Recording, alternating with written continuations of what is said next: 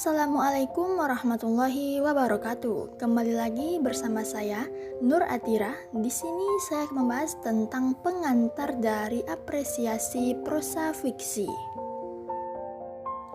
Terlebih dahulu, mari kita bahas apa itu prosa.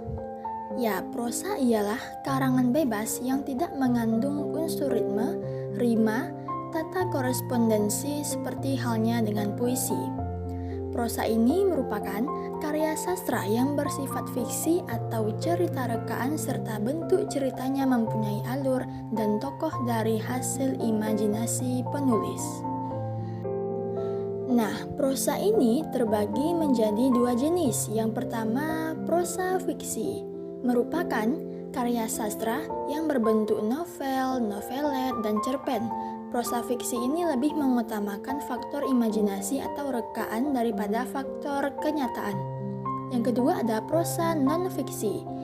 Bentuknya ini seperti esai, kritikan, autobiograf, dan biografi. Prosa non-fiksi lebih mengutamakan fakta daripada imajinasi. Nah, sedangkan apresiasi prosa fiksi ini adalah aktivitas mental untuk memahami dan menyenangi prosa fiksi, meletakkan penghargaan dengan nilai tinggi terhadap prosa fiksi, dan menjadi peka terhadap nilai-nilai prosa fiksi, dan menafsirkan dan menghargai secara kritis pada prosa fiksi. Jabaran aktivitas itu menyangkut ranah kognitif, afektif, dan psikomotor. Pastinya ada dong perbedaan antara puisi dan prosa. Baik, menurut Siti Sumarsilah dalam buku pengkajian puisi tahun 2018, perbedaan puisi dan prosa terletak pada bentuknya sebagai karya seni. Puisi dipandang sebagai karya seni yang indah, tetapi bisa pula prosais atau bersifat prosa. Sedangkan prosa ini sifatnya lebih informatif, namun terkadang juga bisa bersifat puitis atau puisi. Terdapat beberapa tahap dalam mengapresiasi suatu prosa fiksi. Yang pertama ada tahap penikmatan.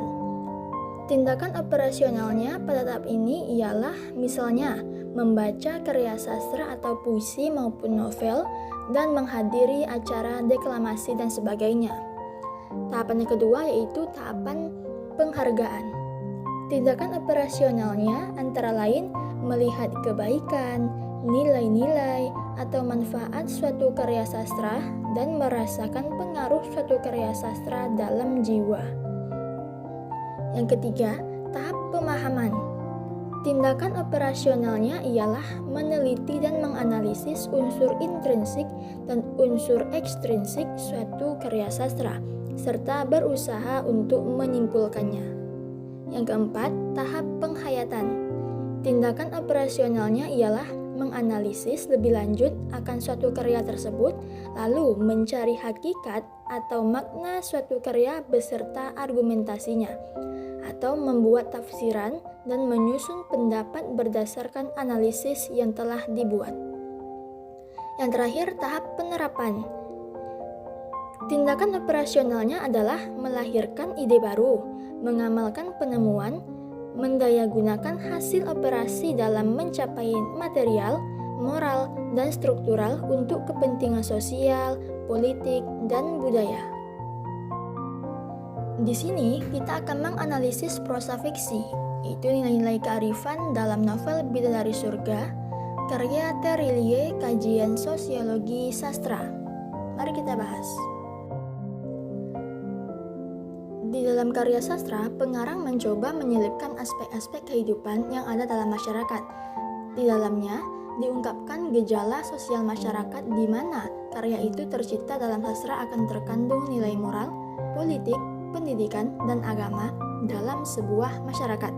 Nilai mengacu pada hal-hal yang dianggap baik pada pandangan masyarakat.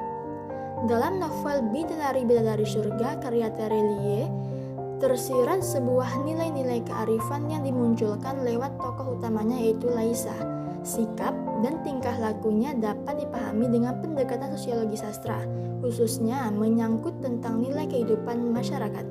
Penggambaran tokoh Laisa ini diharapkan mampu menumbuhkan kesadaran bagi masyarakat tentang artinya sebuah pengorbanan dan kerja keras untuk mencapai cita-cita hidup yang lebih baik.